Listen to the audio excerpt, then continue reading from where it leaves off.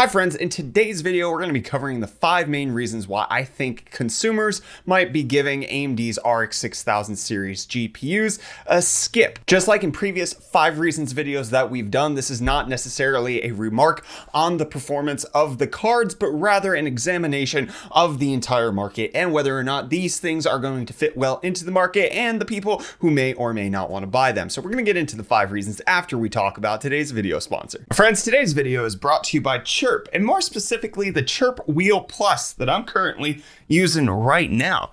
The Chirp Wheel Plus is a back roller that stretches the muscles around your spine to relieve upper back pain, lower back pain, neck pain, and hip pain. It's shaped like a wheel so it can fit between your shoulder blades and massage deeply into the muscles around your spine, giving you a unique 4-way stretch. The wheels feature a spinal canal that keeps your spine safe from unwanted pressure, and it comes in 3 different sizes. You got the Gentle, which is a 12-inch ring. You got the Medium, which is a 10-inch ring, and then the one that I was using in my chair, which is the Deep Tissue. I don't know if I'm audible in this, but bow before me, I am your Chop King. So the main difference between each wheel is obviously the diameter of the wheel themselves. The smallest wheel applies the most amount of pressure, and the largest wheel applies the least amount of pressure because of how your spine is divided amongst it. I find that the Deep Tissue one is really good for using up against surfaces, such as when I'm sitting in a chair, but then the Gentle one's great for me when I'm just trying to stretch out on the ground itself. They have a weight capacity of 500 pounds, and after using them for several weeks, honestly, I love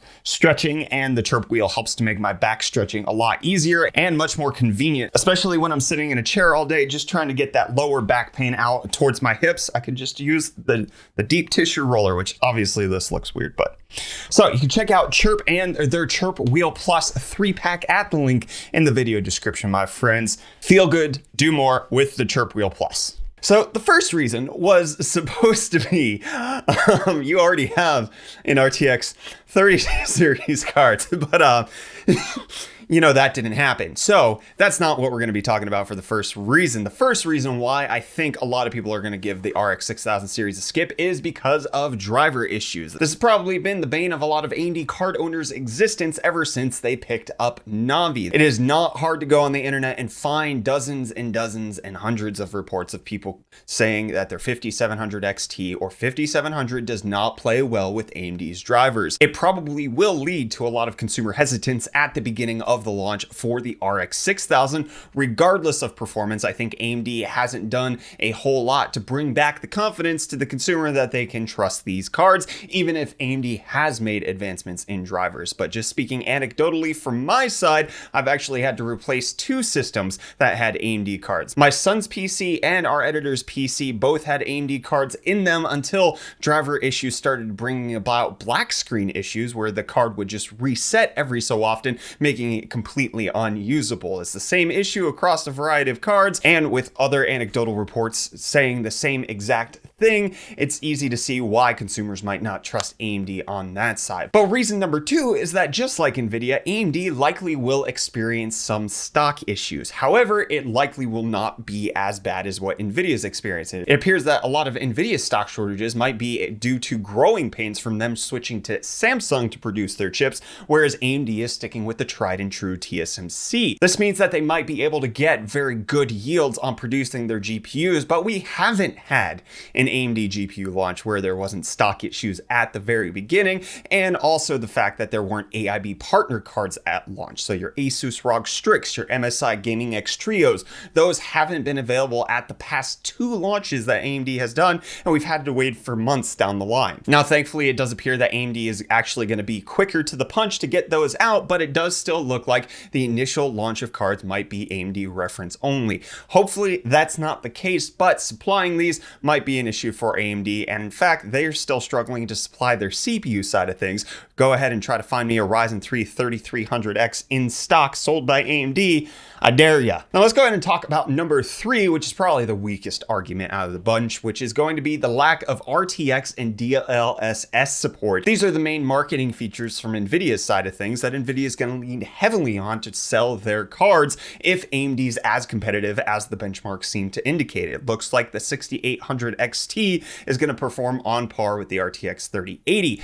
However, the RTX 3080 does have deep learning super sampling up its sleeve, which allows it to render the game at a lower resolution, then upscale it using its AI processing so that it looks as good, if not better, and runs at higher frame rates. DLSS 2.0 actually looks really good. It's not some bad technology like the original was, so it does seem to give NVIDIA an advantage, but game support is going to be the thing that kind of divvies up whether or not it even matters, just like physics back in the day. So NVIDIA is going to push hard on the marketing. Some people might buy into that, and things such as it looks like Cyberpunk is going to be RTX on, which may mean that NVIDIA chooses to have some sort of proprietary ray tracing software solution going on that AMD technically can support. But just like back in the day with Hairworks and GameWorks, it may run worse on AMD hardware versus the NVIDIA solution. So that could persuade some consumers to stay away from AMD. But let's get to more legitimate reasons, such as number 4. All of the benchmarks that we've seen from the RX 6000 series so far, at least up until recording, have been synthetic, which means that they're in benchmarking applications like 3D Mark Firestrike or 3D Mark Time Spy. And as we've seen in the past, cards such as Vega 56 and Vega 64, and even to some extent Navi, perform above their pay grade in synthetic benchmarks, but then when it came to actual gaming benchmarks, they didn't quite represent the same brute force horsepower that we were seeing in the synthetics, which just comes down to how programmers and game developers are designing their games to operate on AMD's GPUs. So we could potentially, I hope not, potentially see a similar scenario here where the RX 6800 XT goes toe for toe in Time Spy, but then when you actually plop in Assassin's Creed Valhalla, the NVIDIA card is just going to absolutely smack it. Obviously, we can't confirm this until we get real benchmarks out, but it's something that has happened in AMD's past that might make some people hesitant. And then number 5, based on past AMD launches, they might pull some shenanigans here like they did with the 5700 series and 5600 series launches. In case you don't remember, with the 5700 series, AMD initially said that the 5700 XT was going to come in at a price of $449, which happened around the same time that NVIDIA was announcing their Super series for the RTX 20 series. So the RTX 2060 Super came in at $399 and looked to undercut AMD's value, especially with the 2070 Super giving 2080-like performance for $499. It put the 5700 XT in a weird place, but it appeared that AMD already knew NVIDIA was going to do that, so right before launch, they announced a price drop to $399. So they kind of played a gotcha card on NVIDIA, which for the consumers was a great win, but not the same case with the 5600 XT. This actually ran into a same scenario where AMD published benchmarks on the 5600 XT coming in at roughly the $300 price point. It looked like they were on par with the RTX 2060, which was retailing for $349 at the time. Then NVIDIA dropped the price of the RTX 2060 to $299, and AMD decided, hey, we can't drop the price of the RX 5600 XT, but what we can do is overclock the memory faster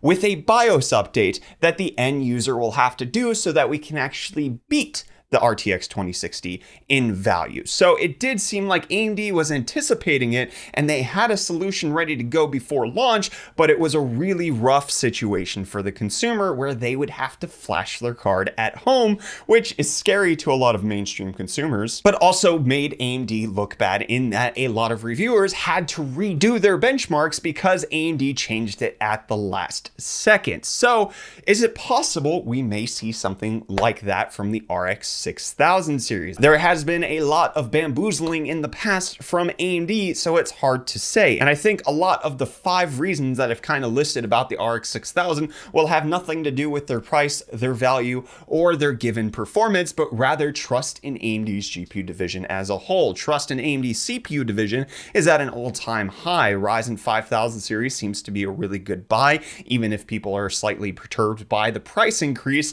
The Radeon side of AMD seems to be struggling to gain market share insofar as they're declining in market share according to recent reports that have come out.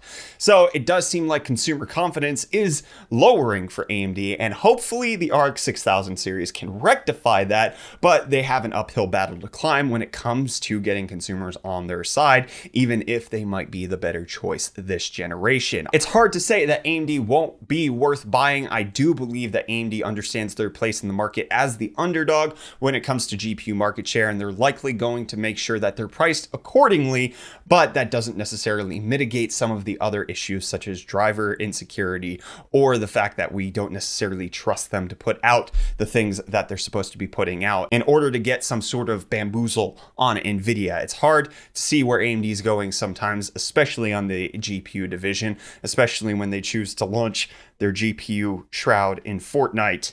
It screams why. Why do you make these choices for Radeon when you're not making them for Ryzen? It seems like Ryzen is a great product for you. We can trust you 100% on this, but then you got the, what are you doing here, AMD? So those are my 5 reasons why you might not be picking up an RX 6000 series. Driver issues, stock issues, lack of DLSS, and potentially ray tracing performance might only be good at synthetic benchmarks, and AMD might pull pricing or BIOS shenanigans again. Let me know if you agree with these. Let me know if you have other reasons why you might be picking them up, or you could just tell me down below in the comments that you're going to pick it up no matter what, especially since you haven't been able to get your hand on an RTX 30 series. I think that's probably going to be a key comment from you guys. I couldn't get an NVIDIA card, so I'm going AMD no matter what. I expect that to happen. Hit the like button if you enjoyed this video. Don't forget to check out today's video sponsor, Chirp. Get subscribed, stay up to date on all of our tech-related content, and I'll see you in the next video. Cheers.